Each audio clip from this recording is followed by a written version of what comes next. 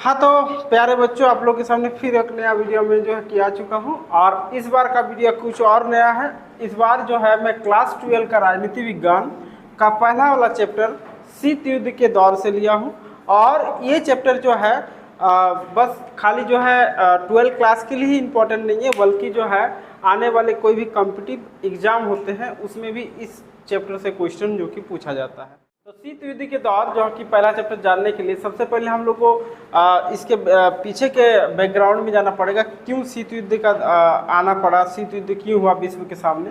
तो इससे पहले हम लोग को उसको जानकारी लेने के लिए हमको जाना पड़ेगा जो है कि विश्व युद्ध में, ठीक है, पहला विश्व युद्ध।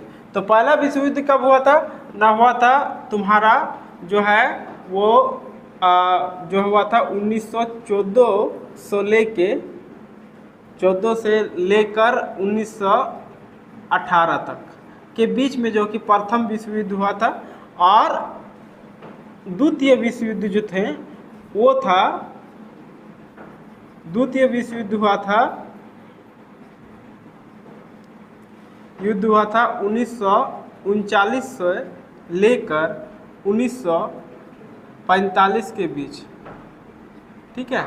ये जो है दो फेज में जो कि विश्व के सामने युद्ध हुआ था, एक 1914 से 1918 के बीच और दूसरा हुआ था 1939 से 1945 के बीच।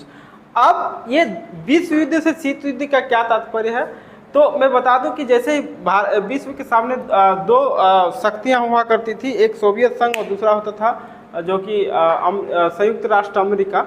तो दोनों के बीच में जो कि पावर होते थे और दोनों ही विश्व युद्ध में जो कि एक दूसरे के बहुत ज़्यादा मतलब द्वंद्वी रहे, प्रतिद्वंदी रहे। और इसमें जो कि पूरे विश्व में प्रथम और द्वितीय विश्व युद्ध के बाद पूरे विश्व के जो कि आर्थिक व्यवस्था पूरा चरमरा गई थी। सैनिक शक्ति से लेके एकदम सब प्रकार की जो भी शक्तियाँ गतिविधियाँ थी वो विश्व के सामने पूरा धराशायी हो चुकी थी।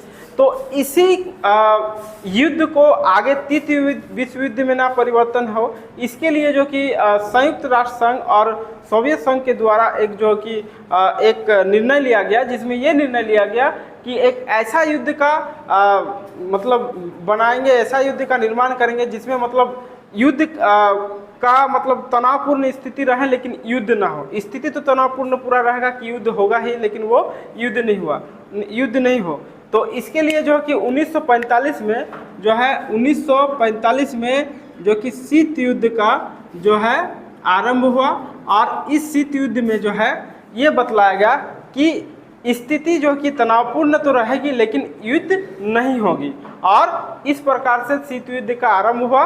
और ये शीत युद्ध आरंभ होने के बाद विश्व के सामने दो गुटों का जो कि वर्चस्व आया, पहला सोवियत संघ और दूसरा जो हो गया, पहला गुट जो आया वो आया सोवियत संघ और दूसरा जो आया वो आया तुम्हारा संयुक्त राष्ट्र अमेरिका, ठीक है। ये दो गुट जो है आपस में बने संयुक्त राष्ट्र अमेरिका।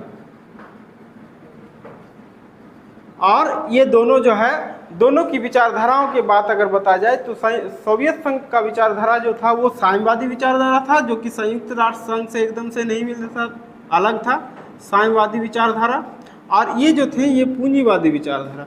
दोनों विचारधारा एक दूसरे के पूरक नहीं थे। अंत में क्या हुआ कि सोवियत संघ का विघटन होने लगा, सोवियत संघ का पतन होने लगा और विश्व के सामने जो है एक नया शक्ति उभर के आई, वो आई संयुक्त राष्ट्र अमेरिका, ठीक है।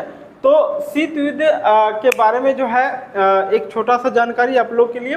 अब इसमें यह बतलाया जाएगा कि शीत युद्ध में किस प्रकार जो है तनाव का स्थिति बना रहा, शीत युद्ध को उत्पन्न होने के अनेक प्रकार के गतिविधियां रही, तो कैसे इसको जो कि आगे की ओर मतलब युद्ध बढ़ा, किस प्रकार से जो कि दोनों खेमों के बीच में संयुक्त राष्ट्र संघ और अमेरिका के बीच में किस प्रकार से जो है कि आपस में गतिविधियां बनी रही, इसके बारे में इस चैप्टर में बताया गया है।